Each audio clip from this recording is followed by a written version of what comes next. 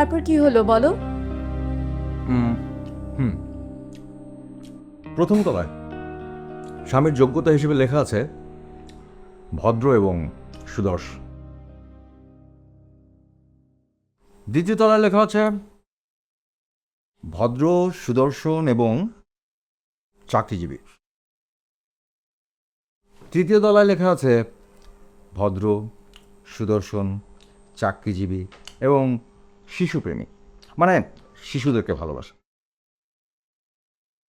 চতুর্থ তলায় লেখা আছে ভদ্র, সুদর্শন, চাকরিজীবী, শিশুপ্রেমী এবং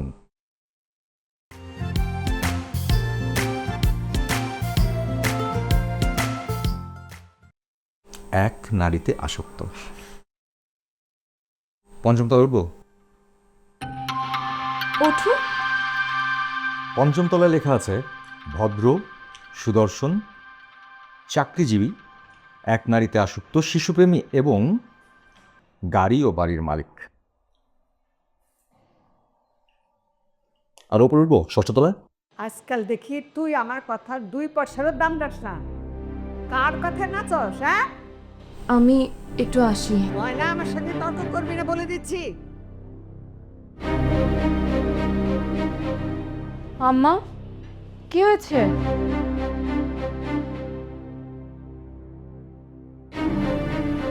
আয় মানা, কি হয়েছে রে? ভাবি, আপনার ওই বউ শাশুড়ি ঝামেলার মধ্যে আমারে রাইখেন না তো। কাল থেকে আমি একটা ফাইল বানাবো। সকালে নাস্তা, দুপুরে খাওয়ান, রাইতের আইটেম সব ঠিক কইরা আপনাকে শৈলমো। ব্যাস, ময়নারা ঝামেলাই রাখলো দাদা। তোর আইডিয়াটা কিন্তু ভালো। তোর ভাইয়ের জন্য চা বানিয়েছিস? রং চা না দুধ চা, সেই ব্যাপারেও আপনাকে সই লাগবো। তোর যেটা মন চায় সেটাই কর। হইল।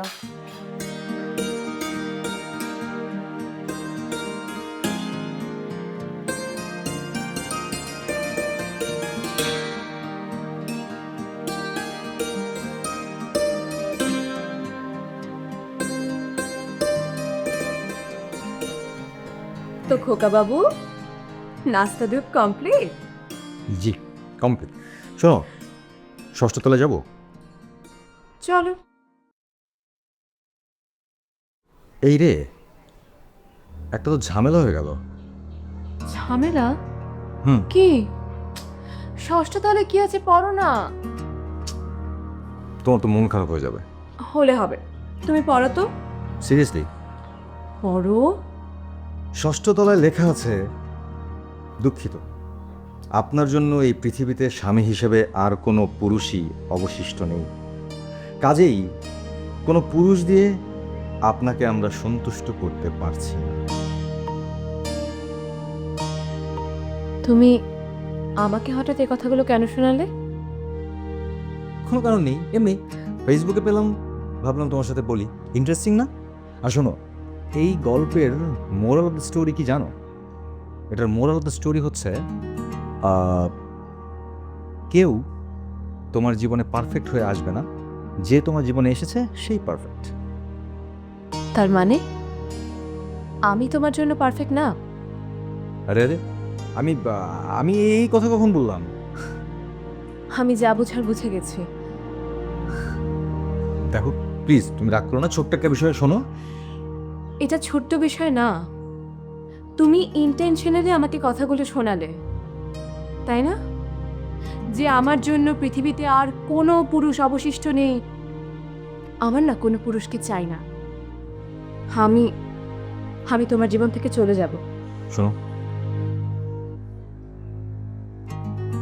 আমি এরকম কিছু মনে করিনি। আজকে বিকেলে রেডি থাকো।